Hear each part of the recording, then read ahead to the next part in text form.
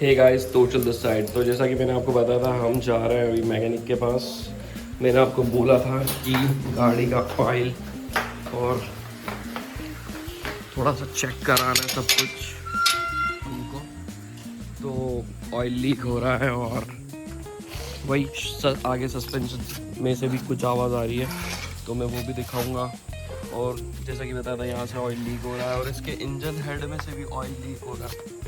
तो engine head में से ऑयल यहाँ से लीक हो रहा है कहीं से, तो कहीं ना कहीं सील और गैसकेट इसकी चेंज होगी, जहाँ तक कि मुझे पता है, जो मैंने पढ़ा था।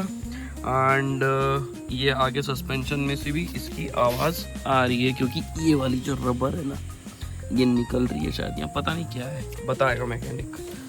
तो इसकी नॉर्मल सर्विस भी कराएंगे हम लोग। गाड़ी भी गंदी हो रही, धुलवा भी लेंगे प्रोबेबली। आज शाम तक ये सब कुछ क्लियर हो जाएगा, देखते हैं, लेट्स गो। इसमें ना ये यहाँ से भी ऑयल लीक हो रहा है, ये वाला ना, ये, हाँ ठीक है। और तो क्या पंगा है इसमें? एक तो ये हेड की रिंग डलेगी इसकी वाली रबड़ वाली, अच्छा उधर से क्लच पैकिंग और अपना ऑयल गेज की वो डलेगी। और अच्छा, चेन वेन में डलवाया था या अभी? नहीं, मैंने अभी कुछ भी नहीं थोड़े दिन करवाया, पहले बहुत टाइम नहीं, तो टाइम हो फिर गया मैंने एक कुछ बार नहीं देखना करवाया। पड़ेगा। तो इसको देखना है। और इसके अलावा शॉकअप में से एक आवाज़ आ रही है, आगे शॉकअप में, हाँ, ब्रेक दबा के अगर आगे दब रही है ना तो आवाज़ आ रही है, तो शायद स्प्रिंग का पंगा है, क्या क्या पता नहीं क्या है। ठीक है वो। और दूसरी चीज़, इसकी सेल्फ स्टार्ट नहीं ले रही है ये, तो बैटरी का इशू है कि क्या पता नहीं। डिस्प्ले वगैरह भी नहीं आ रही ना? नहीं, डिस्प्ले भी नहीं आ रही, बैटरी लो हुई है, बट बैटरी अंडर वारंटी है।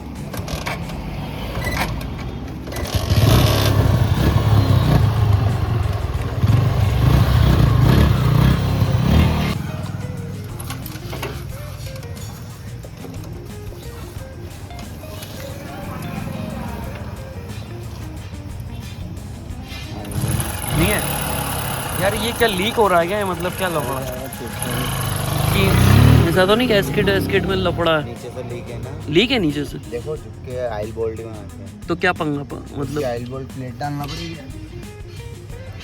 अच्छा, अरे 12 गिरे, साफ करा। शिट, ये तो ज़्यादा लीक है। नीचे घर पे भी लीक होता होगा वो। दिखा तो कभी नहीं है। नहीं दिखा वो। नहीं, ऐसा टपकता हुआ तो कभी नहीं दिखा। धुआं हुआ देखिए, धुआं वगैरह नहीं देती धुआं भी। एक स्टार्टिंग में दिया था, स्टार्टिंग में बहुत पहले। फिर अभी ऑयल कम है ना, एक बार पहले ऑयल डालना पड़ेगा उसमें। अच्छा, डाल के रखना पड़ेगा। तो वो तो ठीक है। तो ये क्या स्क्रू का पंगा है कि इंजन में कुछ लोचा तो नहीं? नहीं, एक बार अपन पहले ऑयल डाल के देखना पड़ेगा। ऑयल डालने के बाद, क्योंकि अभी ऑयल तो है ही नहीं उसमें, अच्छा इसलिए वो धुआं नहीं दे रही है। अच्छा, और फिर एक बार ऑयल डालना पड़ेगा, फिर ऑयल मिल जाएगा तो हो सकता है धुआं दे भी सकती है, नहीं भी दे सकती, दोनों जैसा कंडीशन। एक बार धुआं दे रही थी बहुत पहले, बहुत ज़्यादा भयंकर दे रही है। भयंकर वाला। हाँ, तो फिर वो चेक करना पड़ेगा, पिस्टन वगैरह देखना पड़ेगा उसका। ज़्यादा लोचे हैं क्या? पिस्टन हाफ इंजन खुलेगा। ठीक है चलो। तो ये कब तक होएगी? ये कल शाम तक। कल शाम तक? सैटरडे यार, सुबह नहीं, दोपहर में नहीं हो सकती? चलो ठीक है। तो इसके पिस्टन रिंग में इशू आ गया है। ये जो पिस्टन हेड है, इसमें जो रिंग्स लगी है, ये हेड है और इसमें जो रिंग्स लगी है, इसमें से ऑयल ढंग से पास नहीं हो रहा है, पता नहीं क्या इस सीन है इसका। तो उसके कारण ऑयल ज़्यादा वेस्ट हो रहा है, गाड़ी में यूज़ हो रहा है बार बार। तो इसको चेंज करेंगे। इसको खोलने के 3000 रुपये ले रहा है।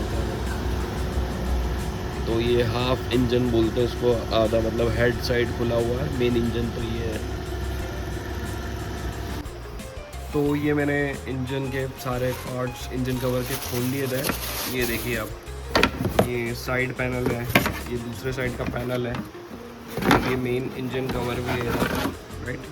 सो इधर से साइलेंसर जाता है। बट ये जो पार्ट है ना, अनफॉर्चुनेटली क्या हुआ है कि मेरी बाइक में लग नहीं रहा है। ये आगे वाले मॉडल का है, मैंने सोचा था फिट हो जाएगा, क्योंकि मेरे को मिल नहीं रहा था ऑनलाइन अपाचे 160 2011 मॉडल का। तो ये मे बी 13 या 14 मॉडल का, जो आगे वाला मॉडल है उसका। बट मैंने फिर इसको रिटर्न कर दिया है, इसको वापस कर दूंगा पैक करके। इसमें कुछ खराबी नहीं है, ऐसा का वैसा ही है, बट फिट नहीं हो रहा है। तो मैं इसको रिटर्न करूँगा एंड फिर जो रिप्लेसमेंट आ रहा है वो मई में बता रहा है, तो मैं इतना वेट नहीं करने वाला। ये तो मेरी गाड़ी का इंजन इफ़ेक्ट कर सकता है नीचे कुछ लगने के कारण, कवर ज़रूरी है। तो मैं वो कवर अब ऑफलाइन ही ख़रीदूँगा लोकल मार्केट से इंदौर के। देखते हैं कैसे फिट करता हूँ मैं उसको, लेट्स सी। जैसा कि आप देख रहे हो यहाँ पे सारे पार्ट्स हैं जो मेरे बाइक के निकले हैं अभी। तो ये होते हैं वॉल्व, ये वॉल्व होते हैं, ये अंदर घुसते हैं, इनके ऊपर ही कंबशन होता है। लाइक जो इंजन जब स्टार्ट करते हैं हम लोग तो स्पार्क प्लग से कंबशन इसके ऊपर होता है, इस पर झटका पड़ता है, राइट। ये दोनों वॉल्व्स हैं, राइट, इनलेट आउटलेट वॉल्व। और ये होती है इधर टाइमिंग चेन, इसको टाइमिंग चेन बोलते हैं, ये भी लगती है इंजन के अंदर।